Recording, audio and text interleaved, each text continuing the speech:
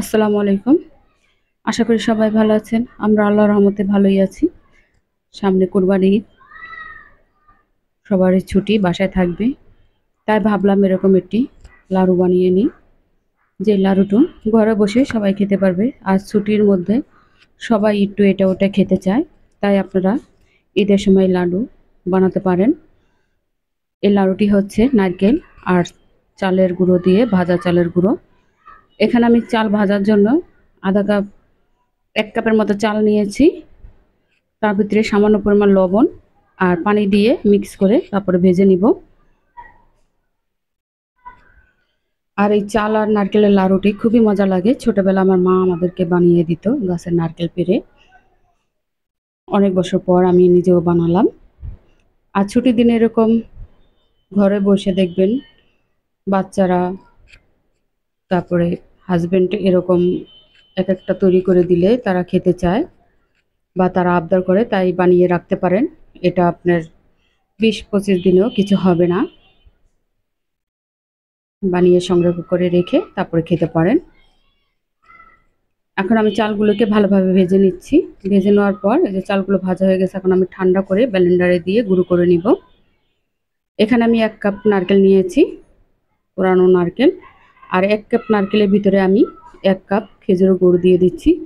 আর যে কাপ দিয়ে আমি নারকেল নিয়েছি সেই কাপ মেপেই আমি গুড়টি নিয়েছি। নিয়ে নারকেল আর গুড়টাকে আগে আমি একটু রান্না করে নিব। মিশিয়ে নিচ্ছি, মিশিয়ে একটু রান্না করে নিব। নারকেলটি একটু জাল না দিলে এটা বেশি দিন রাখা যাবে না, নষ্ট হয়ে যাবে। তাই নারকেলটি আগে একটু রান্না করে নিতে হবে, তাহলে আর নষ্ট হওয়ার চান্স থাকে না। এরকম করে ৩-৪ মিনিট রান্না করলেই হয়ে যাবে। আর খুবই সহজ একটি লাড়ু, আপনারা বানিয়ে খাবেন, দেখবেন ভালো লাগবে। সবাই পছন্দ করবে। যখন মিষ্টি কিছু খেতে মন চাইবে তখন এরকম একটি লাড়ু বানিয়ে নিতে পারেন। এখানে আমি নারকেলটাকে ভালোভাবে নেড়ে চেড়ে রান্না করে নিচ্ছি।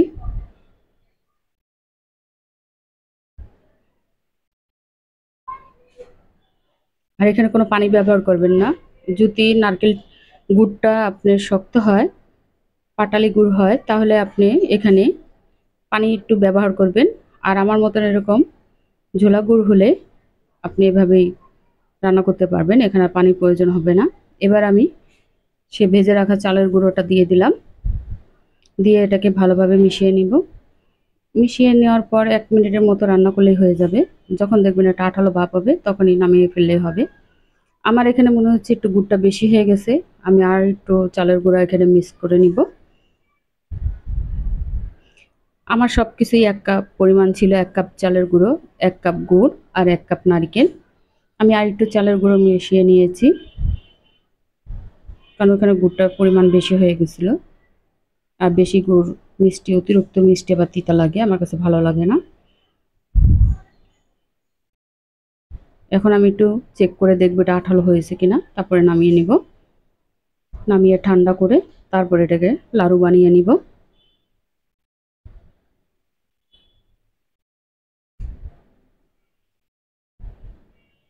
এই যে আঠালো হয়ে গেছে, এখন আমি নামিয়ে ঠান্ডা করে তারপরে এটাকে লাড়ু বানিয়ে নিব। আর এটা একদম মিডিয়াম আঁচেই রান্না করবেন, তাহলে জাল বাড়িয়ে রান্না করবেন না। আমার ঠান্ডা হয়ে গেছে, আমি এক এক করে লাড়ুটাকে বানিয়ে নিচ্ছি। এই হাতের মধ্যে নিয়ে অল্প অল্প করে নিয়ে ছোট ছোট করে লাড়ু বানিয়ে নিব। আপনারা লাড়ু বলতে পারেন, লাড্ডু বলতে পারেন, যে যেভাবে বলেন। আমি একইভাবে সবগুলো লাড়ু বানিয়ে নিব।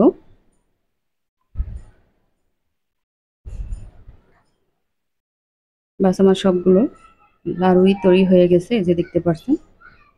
বেশ মজাদারই ছিল, ভালো ছিল আলহামদুলিল্লাহ। সবাই এভাবে একবার ট্রাই করবেন। আর আমি বানাতে বানাতেই ২-৩টে খেয়ে ফেলেছি। এই যে ভিতরটা দেখতে পাচ্ছেন কত সুন্দর। সবাই এভাবে একবার ট্রাই করবেন, ভালো থাকবেন, আমাদের জন্য দোয়া করবেন। আসসালামু আলাইকুম, আল্লাহ হাফিজ।